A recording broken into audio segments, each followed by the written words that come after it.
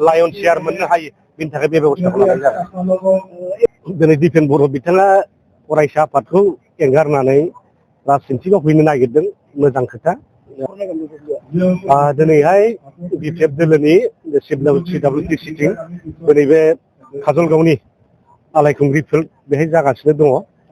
बेवहाय जोंहा गोबांथार सावरायनांगौ दं। फैबाय थानाय बिसायख'थिनि जोङो आर'जलाइ लानायनि सायाव सावरायगोन आरो फैबाय थानाय एक्सन जोङो मा जों इस्यु लानानै रायजो राजाफोरनि खाथियाव थांगोन, रायजो राजाखौ माबोरै जोंनि गोसो फारसे लाबोनो हागोन, बिनि थाखाय जों बेवहाय मोनसे गोनांथार सावरायनायनि हाबाफारि बे दिनै सोलिगोन। निस्सय जों बे सावरायनायनि गेजेरजों मोजां थिरांथा लानानै रायजोफोरनो हैनो हागोन आरो रायजो राजाफोरनो अननाय होनानै रायजो राजानिफ्राय अननाय लाफिननाय आरो फैबाय थानाय बिसायख'थियाव जोङो 15 जन एमए देरहालांनानै बिटिसिआ जाहाथे स्टेट गभर्नमेन्टनि आसाम गभर्नमेन्टनि जोङो लायन चेयार मोननो हायो बिनि थाखाय बे बेबस्था खालामनाय जादों। दिनै दिपेन बर' बिथाङा फरायसा आफादखौ एंगारनानै राजनितिकआव फैनो नागिरदों, मोजां खोथा। गासिबो बिथिङाव दिनैहाय माने सम थायो, फरायसा आफादाव थानायनिबो मोनसे बैसोनि बाथ्रा थायो।